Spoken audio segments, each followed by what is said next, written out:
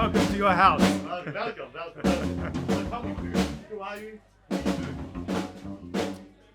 Why do you do it? Who am I? What do I do? And why do I do it? My name's Andrew Padula. I'm a DJ. I'm a music producer. I'm an artist, and I'm a business owner. Why do I do what I do? I make art because I don't have a choice in it. I don't have a choice in the matter, so that's why I make art. I make a lot of different art. Predominantly, it's always been music. Let me say that again. Predominantly, it's been focused on music. But as I get older, the creative process is being extended to different mediums and doing other stuff. And yeah, quite enjoyable actually. Why do I do it? And what was the question? So, like, how did you? Well, let's break it down. We'll start from the start. Yeah. So, what inspired you to do what you do? Or what took this turn that you're here in this studio and what point in your life did all this begin? Well, it began very early in my adult life as a teenager. Yeah. And that progressed into my adult life. But ever since I can remember, I've always been either involved in music, DJing, or making music. So I kind of don't know any other lifestyle. So when you were a baby, what was your preferred instrument? Did you have one of those trumpets? Or did you have like a little? Well, the funny thing was that I played piano as a child. Did you have one of those flutes? Of course, we all had one of those flutes, and we all had those mini guitars that had one string left on it. Because I was a third of three children, and by the time it got to me, it was literally in its grave. So we had one of those. I did have a recorder, which is, I think, is what you're referring to. Yeah, so the recorder. The recorder, in yeah. that little leather case? I've still got it. Has it got the buttons? Yeah. What colour? Shit brown. It was either shit brown or cannoli white. So you got one or the other. Favorite cannoli? Favorite line from a movie: grab the cannolis. Oh, what is it? Leave the guns, grab the cannoli.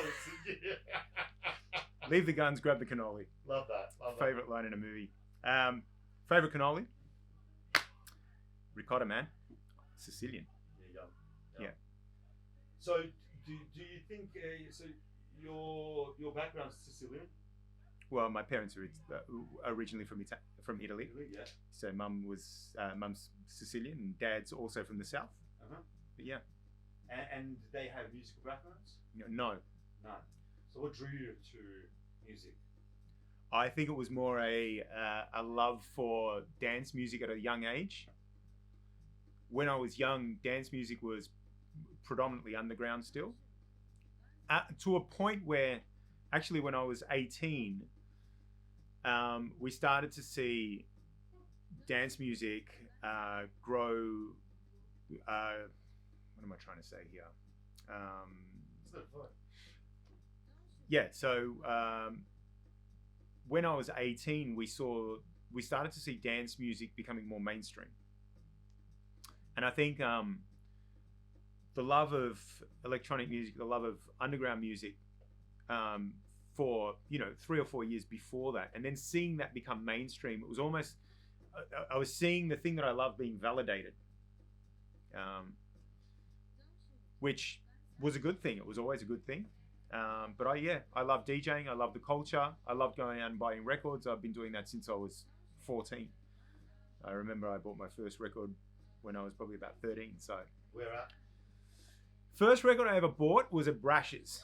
Brash's? Yeah. $14.95? Brash's. Oh man, it was like still the same fucking price as it is now. Believe it or not.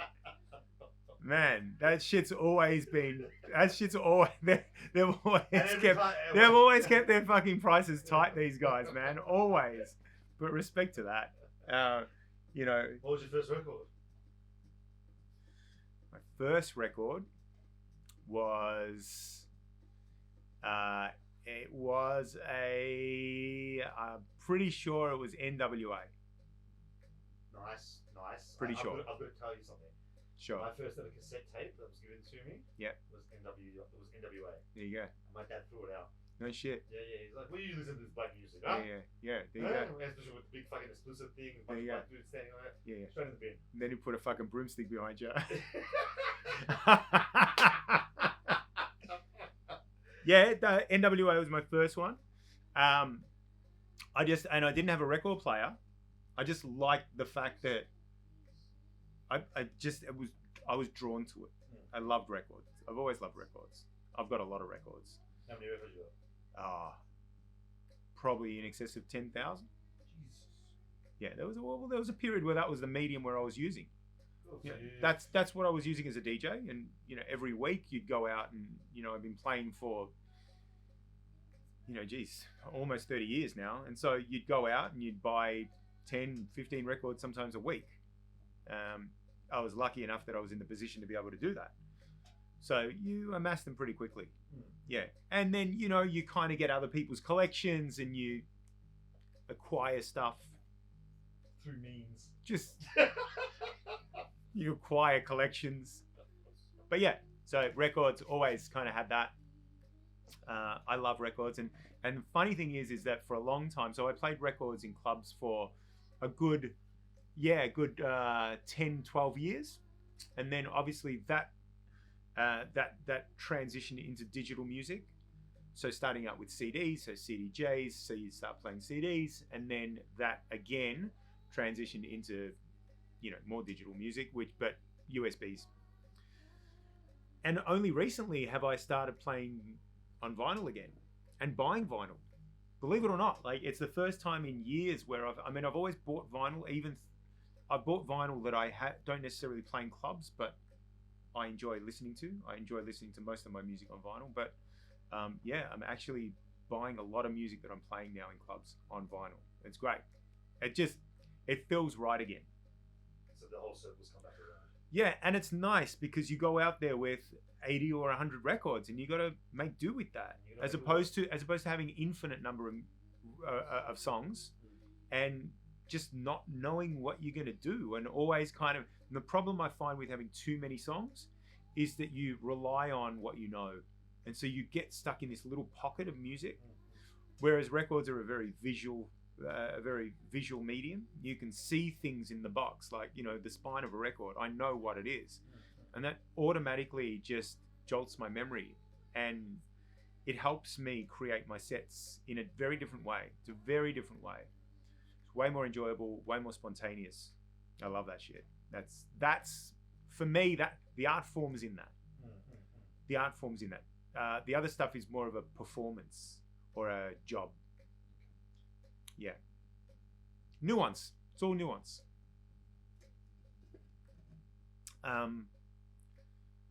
Strawberries or blueberries? Blueberries. Mongoose? Melbourne Star. Mongoose. Kia or Hyundai? Kia or Hyundai? Now? Hyundai. 15 years ago? Kia didn't exist. Hyundai. Either that or nothing. 7 years warranty. Ford. 15 years ago. Commodore. Would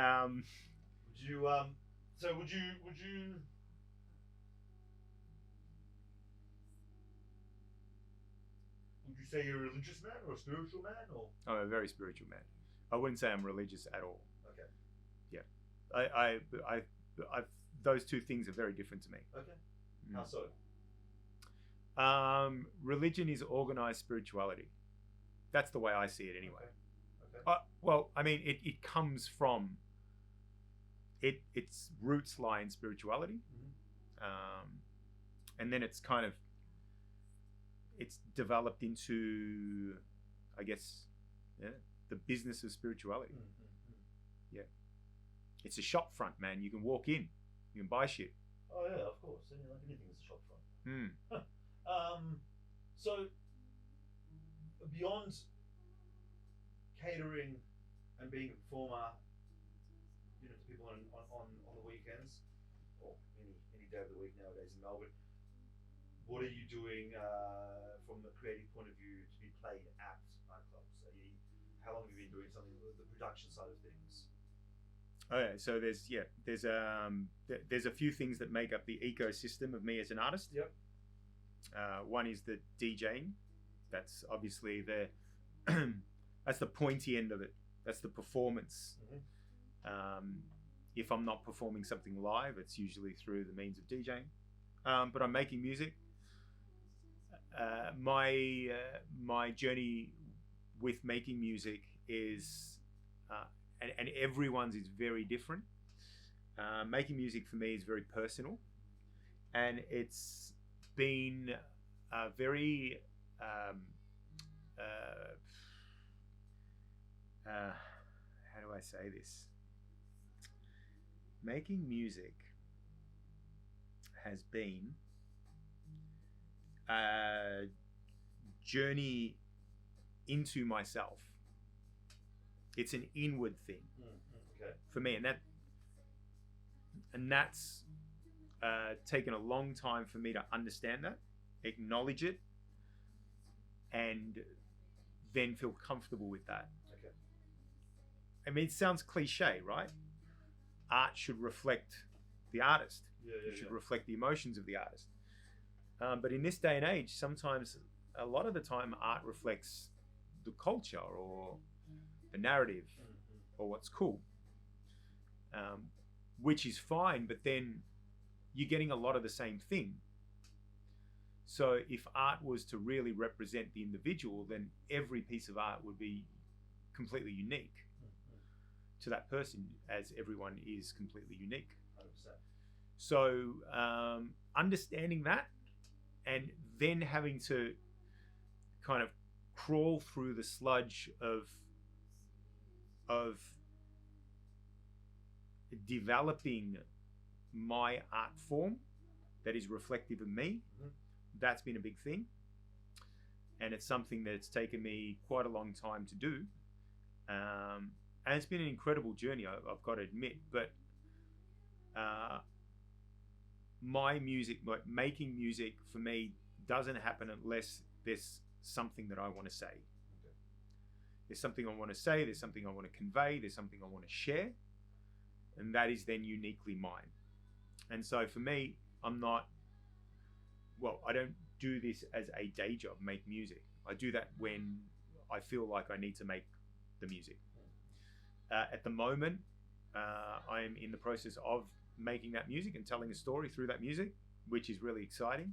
There's actually a couple of narratives which I'm trying to bring together musically. So there's a couple of projects going on here, but I like doing other stuff. And the more and more, the older I get, the more I realize that everything that I do is all part of the ecosystem of who I am as a person. World building, storytelling, all that stuff's really important to me. And it's also finding a way in which I can do that and convey these stories and tell my story. I heard a really interesting quote by Jacob Collier the other day, and he was saying, it was on Instagram, and he was saying that, there's this perception that when someone gets really big, they're taking away from everyone else. And what he said, he looked at it very differently. Is like, no, when someone expands and when it gets really big, the way he sees it is allows other people then to strive for that, to shine, to expand as well. Give that opportunity. Well, to know that you can do that. Yeah. And I really love that. I thought that was a really cool thing. I'm a huge fan of abundance, and I think there's enough for everyone, and that everyone should try and get as much as they can. Not in a material way, more in a spiritual way, or a love. That I don't know whether that makes sense to you. Again, these are kind of concepts that I'm constantly refining and trying to understand myself. What else do you want to ask? Talk to me, because I'll go off on a tangent here for hours. Okay. I'm happy for you to go off on a tangent. I'll jump in. Pink Floyd or Led Zeppelin? Led Zeppelin. Oh, See, comes a tangent. Here comes a tangent. hang on. No. I say Led Zeppelin because they're one of my favorite bands. As a DJ, I like to, and it's funny, things are changing.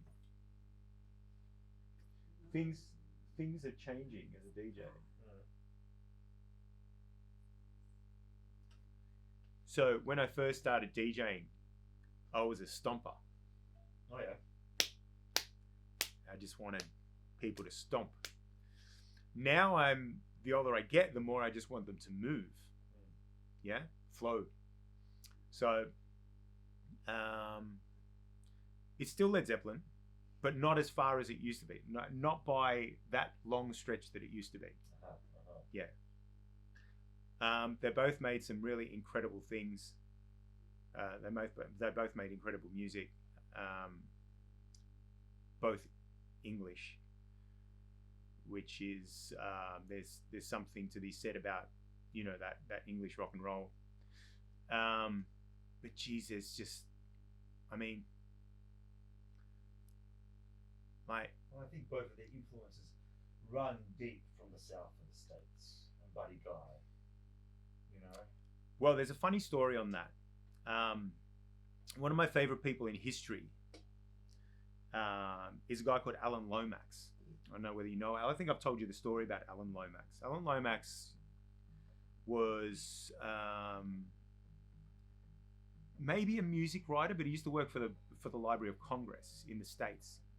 And his father, John Lomax, used to do the same thing. And what John's job was to go around and basically document the music that was happening around America at the time. This is in the 30s. There's no radio. There's no access to a lot of that stuff, right? And the stuff that they were documenting wasn't being played on the radios anyway. Anyway, Alan Lomax, took over from his father. He started working there, and he was and they were both kind of recording stuff almost at the start of the, I guess, agricultural revolution. Well, not agricultural revolution, but mechanical agricultural revolution. Machines started to take over. Machines started to pick cotton. Machines started to do the plowing. And so therefore, especially in the South where most of the slavery was, a lot of the slavery was happening, that started to dissipate a bit. And so those communities, the slaves and the black communities started to dissipate. The owners no longer needed them. And so, and this is why there's such a huge culture of Chicago blues, because from South, they used to migrate up to Chicago.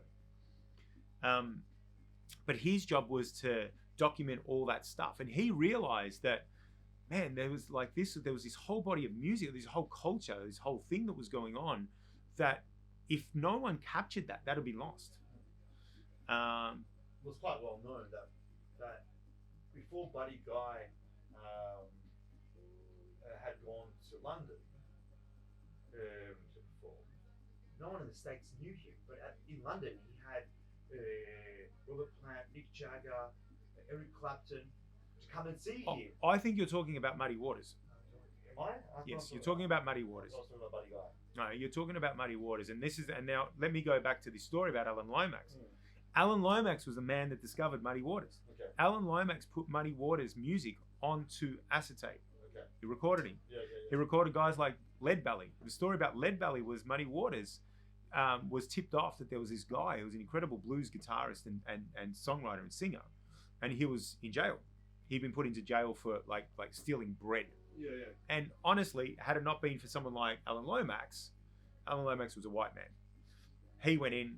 I think he got the governor to pardon Lead Belly, but he recorded him whilst he was in jail. So the story is he recorded and Lead Belly was the guy who recorded Black Betty. Mm-hmm. These songs have a story behind them. Black Betty was the whip or the stick that the cops used to hit, or the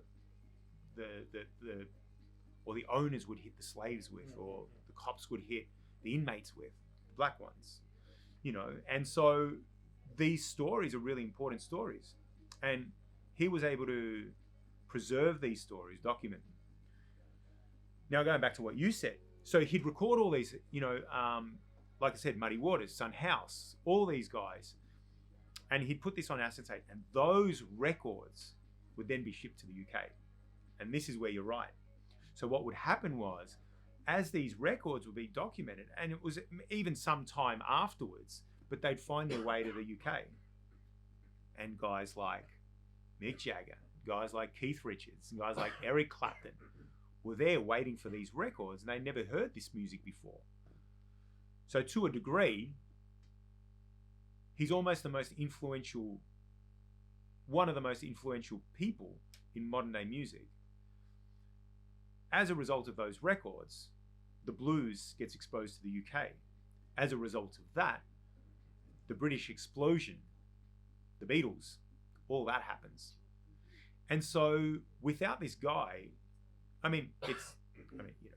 who knows what would have happened, but it's arguable that that wouldn't have happened in that way. So therefore, that kind of would have changed the course of history. I find that really interesting because no one knows who this guy is. Mm-hmm. And he died in the early 2000s. He lived a good life, and he went around also after that and documented music from all around the world. He documented music from Central America, from South America, from Europe. He was an incredibly influential guy when it comes to music. I love that guy. But what do you draw from him? Well, story. Story. It's important. Story's important. And this is where I think I've always resonated with music that tells story. I've always resonated with that.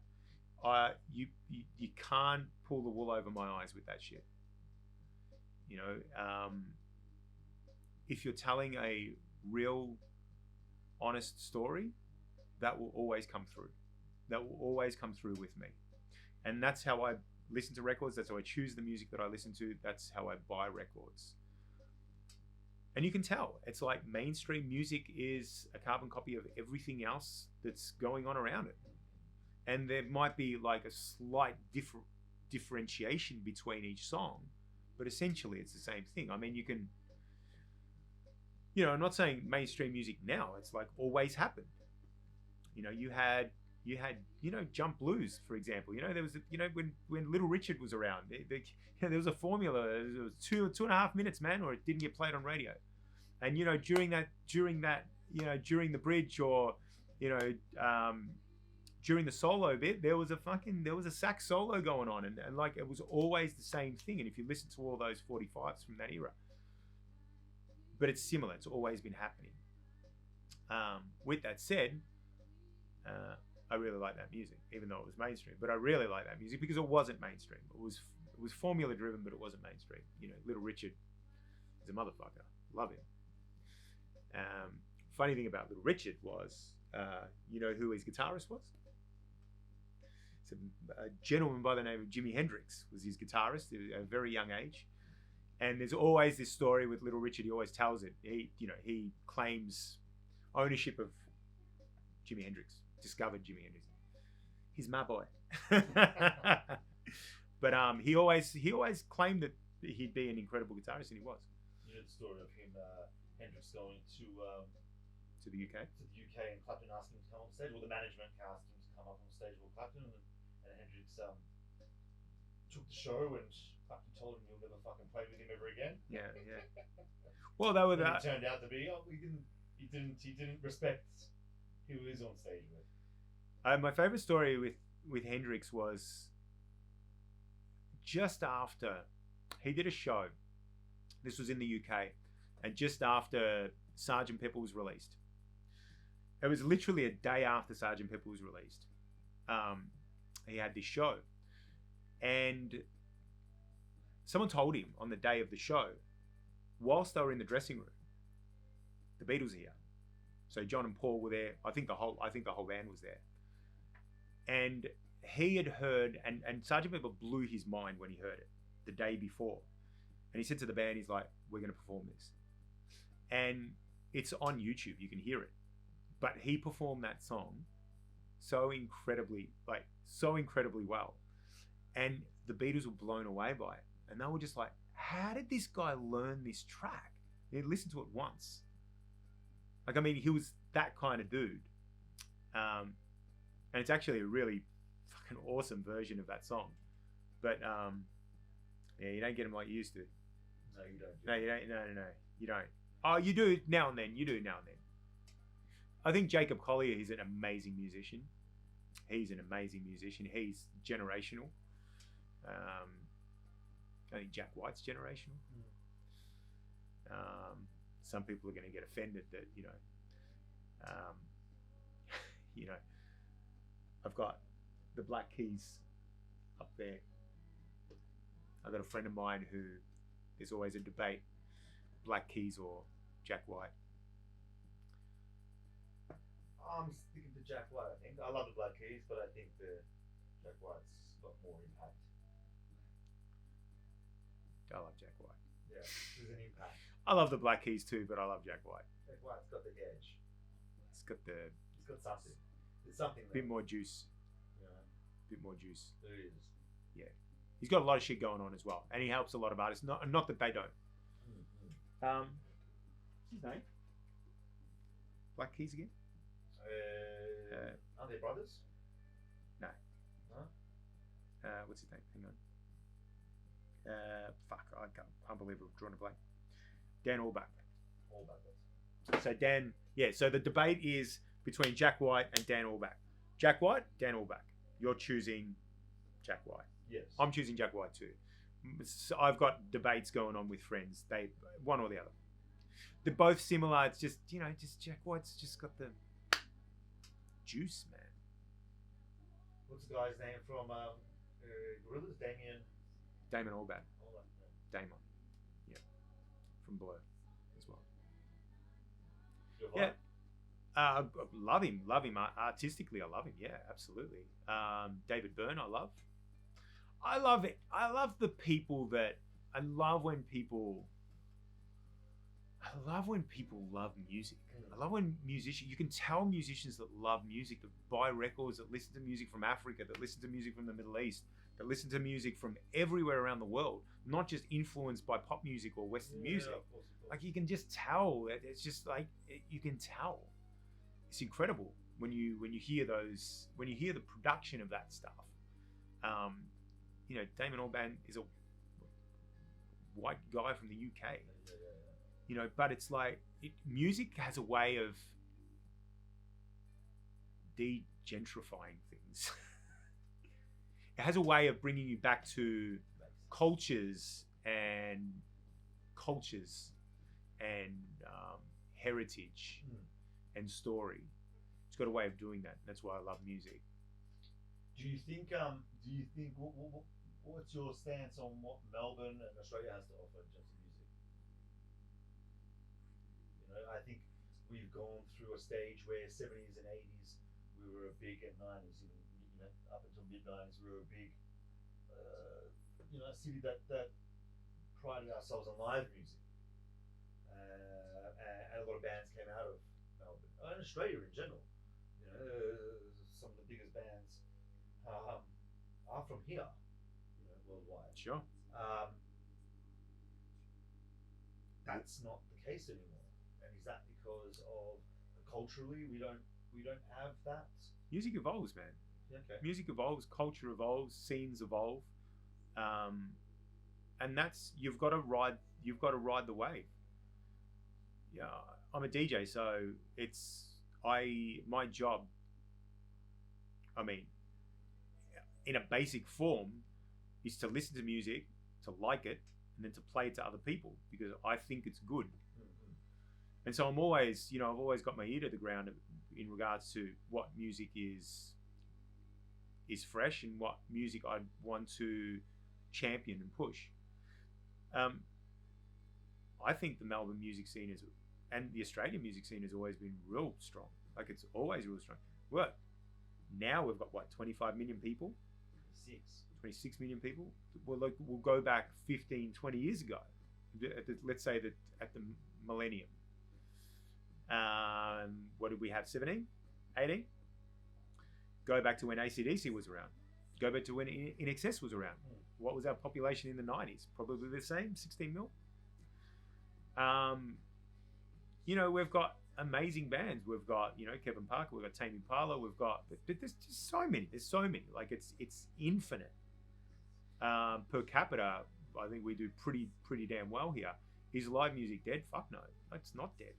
It's not dead. I live in probably, or arguably, the live music city of Melbourne.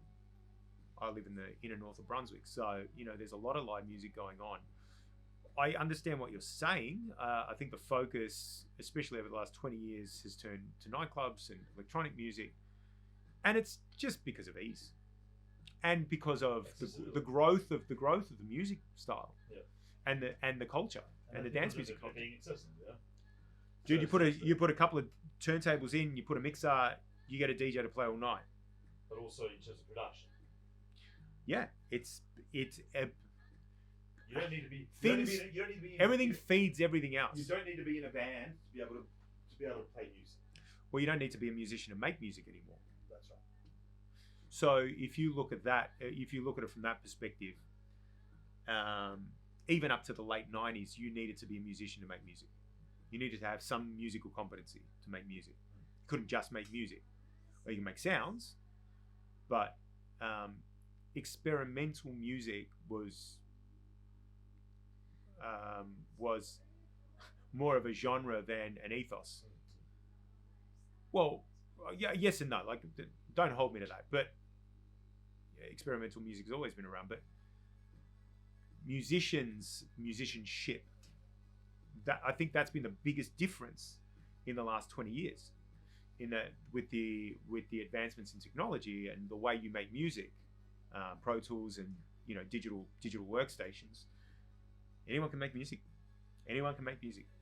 And now, like, it's so simple. Like, you just jump on a program like Splice. It's got every element of any type of genre that you want to make, and you can just download and just put it into your tracks. Like, even everything's really easy if you want it to be. But again, you can never discredit, or you can never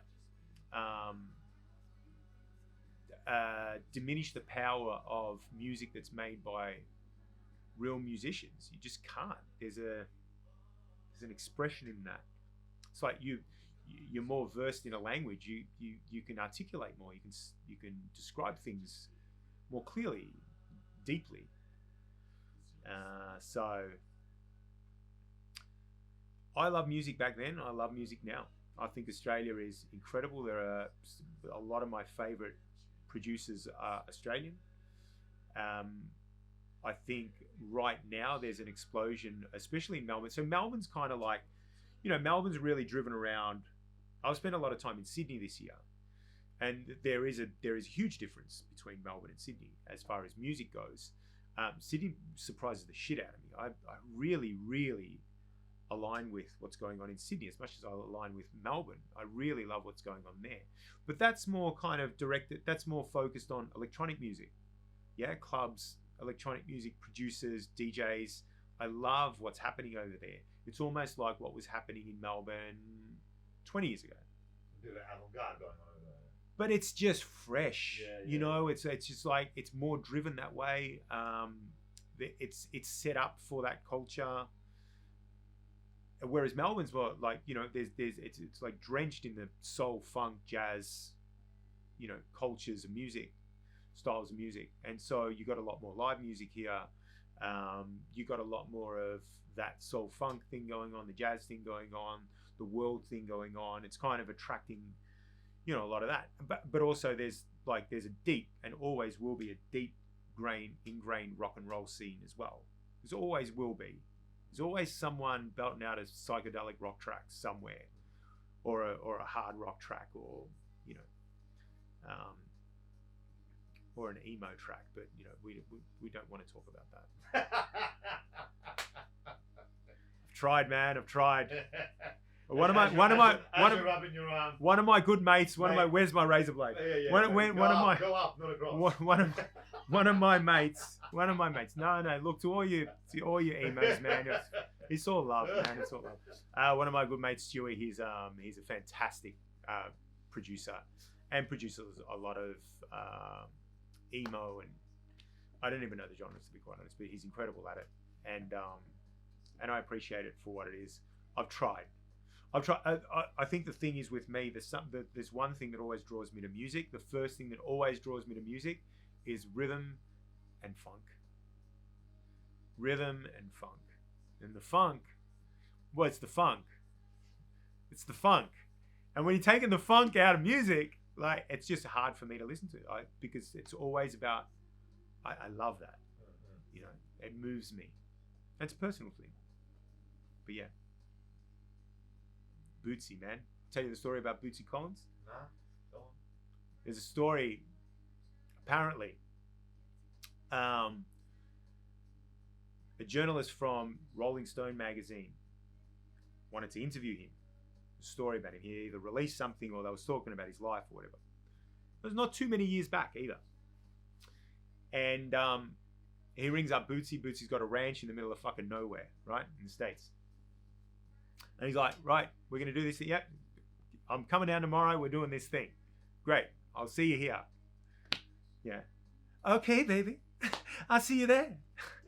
And so this guy, apparently, like, is in the middle of nowhere. He's got this ranch. And this guy's driving, down these highways and this and that. And he sees this flicker of light. It's just like this constant flicker of light happening in the distance. And he realizes that he's going that way. And the closer he gets to this thing, it's like, I think that's coming from his place.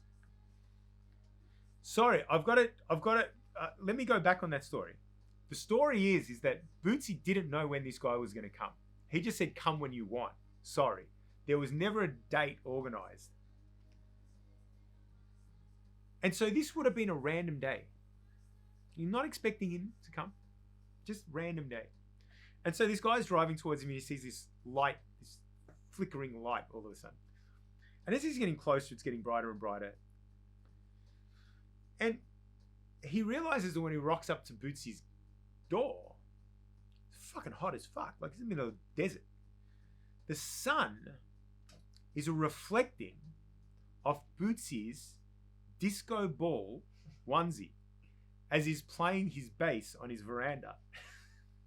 To no one in the middle of nowhere. I thought, that's fucking brilliant. That's just him. That's Bootsy. He's like, I ain't got shit to do today, but I'm going to dress up in my disco ball onesie, which has got real glass on it. I'm going to sit on my hot ass fucking veranda. I'm going to play my bass, and that's just going to be my day. And so the sun's kind of reflecting off this thing, and I thought, man, like, that's the real shit, You can't bullshit that stuff. No, you can't. Most mediocre concert you've ever been to. Most mediocre concert? Fuck. 90% of them. No. I think I reckon I choose good shit. I've got it. Look, I give myself credit where it's due. I wouldn't go to a shit concert. Okay. But there's gotta be something out of all of them. Like, I went to Chili's last night, and it was a 6.6. Yeah, but this is. It was mediocre.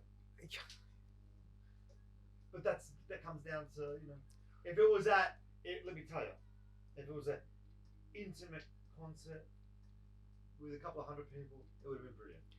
The most mediocre concert I've been to is probably watching Dave Grohl, the Foo Fighters. You're right. I mean, the guy's a motherfucker. I love him. I love Nirvana, one of my favorite bands. But it's like, I don't necessarily like a lot of what they do. I know that there's a lot of fans that do like what they do. But I love the fact that these guys are going for 3 hours straight and just ripping it. Someone told me something years ago, and I love this, and it was their reflection on live music. And they were like, you know what, like, even like the worst concert, the worst band you've ever heard, he goes, I challenge you to find the best thing about that band. Focus on that. and you won't have a shit night. And so I kind of try and do that. You know, like the Fooey's. Like, I love their energy. I love Taylor Hawkins, fucking madman, and I love the way Dave Grohl interacts. It's a beautiful thing because he's really elevating people's spirits. He's a genius at that. So it doesn't become about the music. But yeah, that's probably, I know what you mean about the Chili's. Listen, man. Good. They're a good studio album, man. No, they're a great band, dude. They're a great band. They're a great band. Not just a studio album band. You're talking about one of the greatest guitarists of all time. That's you know, you had the privilege of seeing John Frusciante play. 100%. You had the privilege of seeing Flea play. You had the privilege of seeing Anthony Kiedis sing. The privilege of seeing fucking no. No. Dave. It's not Dave, On dude. the drums.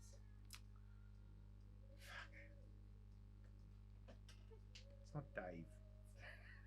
It's not fucking Dave, dude. Dave. David Chapman, isn't it?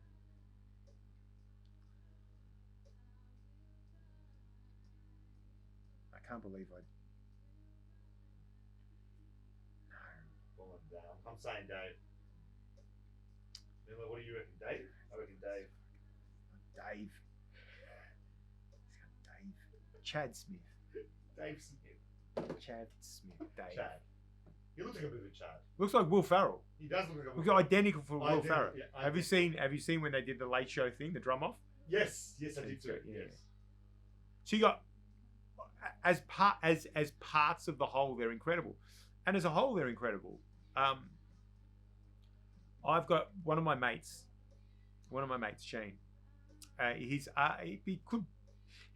reckon he's in the top 1% of hardcore Chili fans. He loves them that much. He's probably in the 1%, but he's not like wants to be Anthony Kiedis.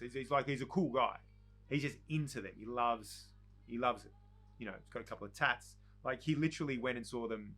He got tickets to England and saw all the shows in England. Recently on this tour, he's gone around every state and watched every show. He's watched every show. He was there last night. And I chatted to him about it today. And he's like, man, you know, and I agree with what he says. The Chili's are a band that haven't sat on their laurels and tried to make money from their past music. They're always trying to write new shit.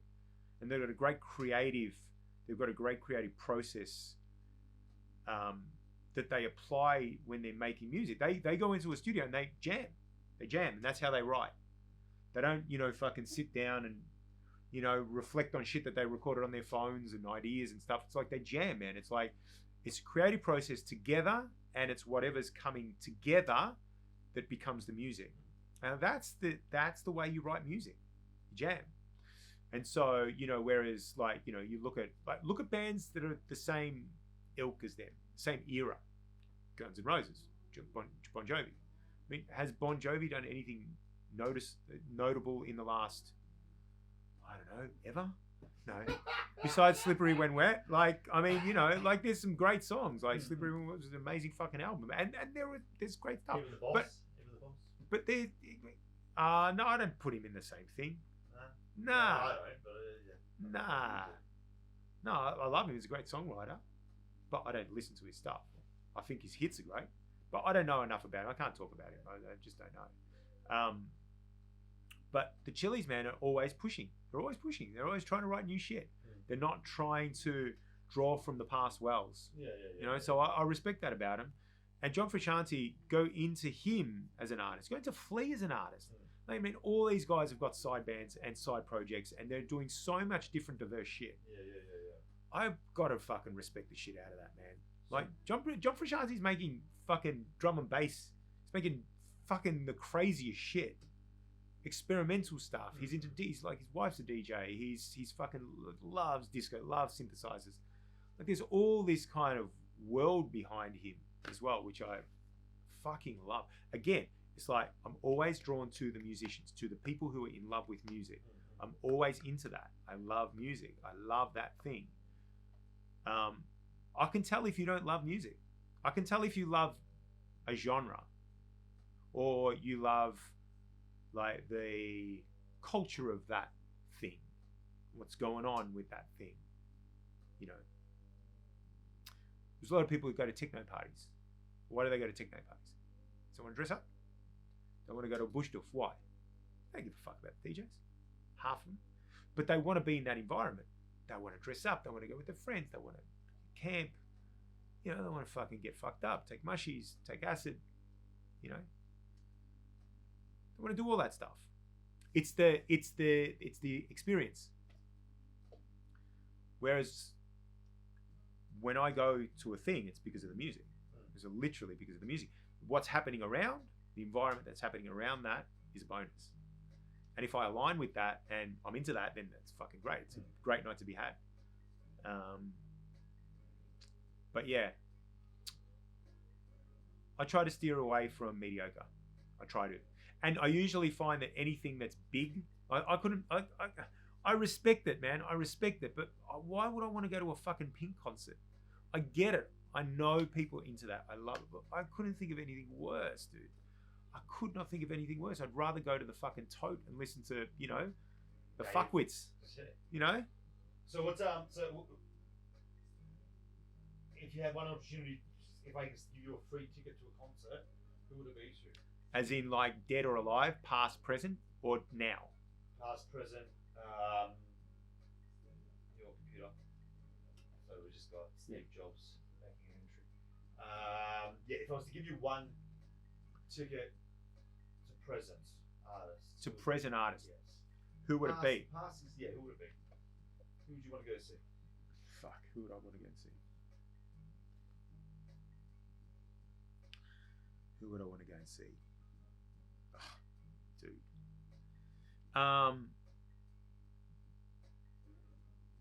Who would I want to go and see?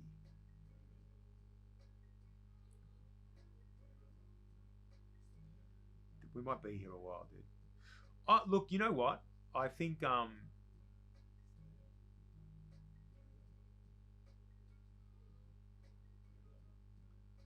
tell you something while you think. Yeah. So I was in Poland last year, a few years back, and the Cinematic Orchestra. Oh yeah. Was playing in London O2. Yeah. For one night only. Yeah. Never seen them. Yeah.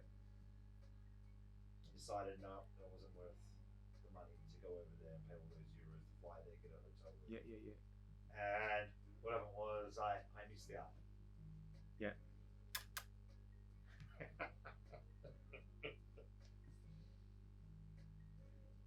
I'm happy to wrap it. No, keep going. I'm happy to wrap it. Oh, love you. Hey,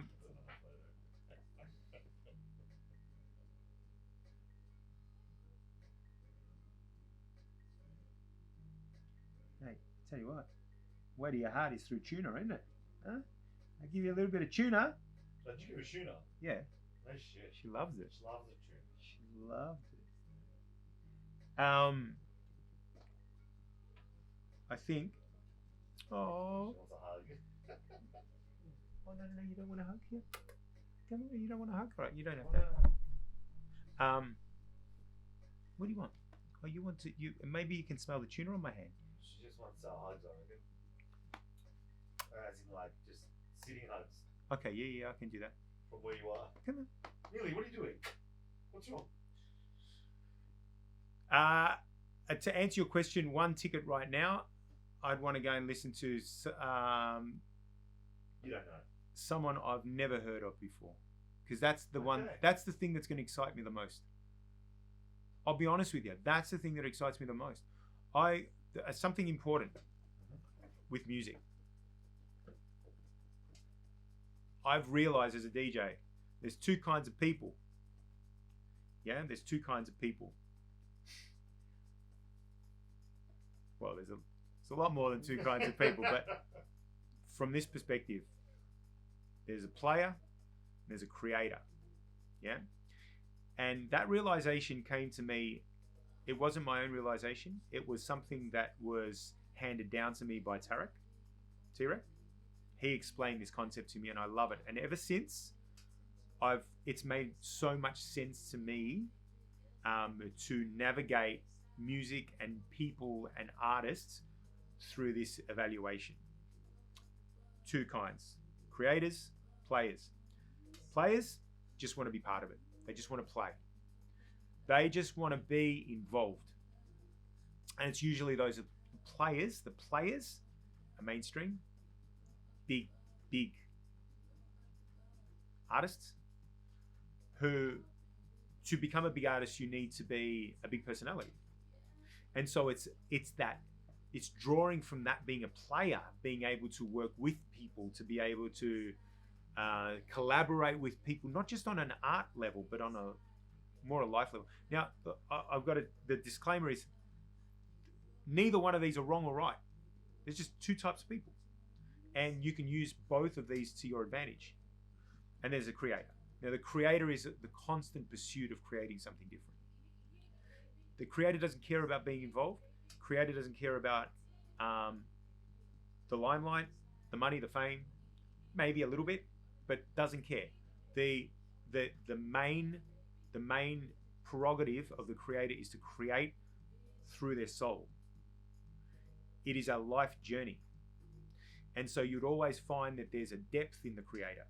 There's not a depth in the player. Not so much. It's a depth in the creator. And if the creator doesn't do the art, they die. If the player doesn't do the art, they invest in Bitcoin. There's always something to do with the player. Whereas a creator is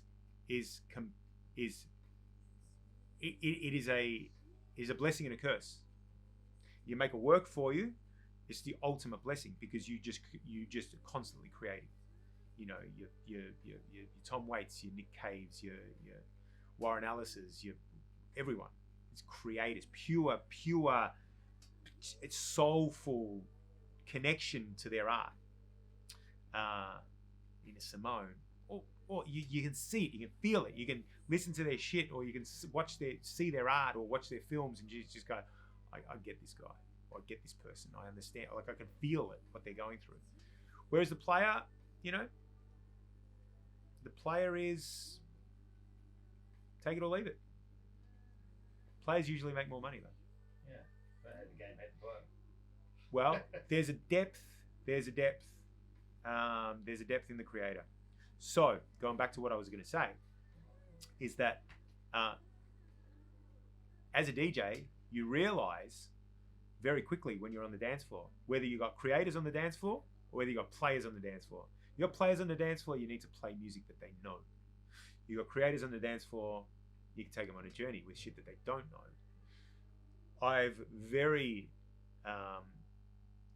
much decided moving forward over the last couple of years, over the last year especially after COVID, that I'm only going to be a creator. I'm only going to be a creator. So if you want to listen to shit that you know, definitely don't come and see me play, because I'm not going to give you that. I'll give you moments, but I ain't going to give you that narrative that you already know. And it's funny, you'll know. Here, Player 101, put on something that they don't know. What's this shit? Creator 101, this is fucking mad. What's this shit? Yeah. It's different. It's different. Nuance. Different. Completely different. So, I think for me, moving forward, it's always trying to cultivate and develop the creator in me, not the player. You can be the player. Not you, but 98% of the world. Yeah. Be the creator. Don't be the player.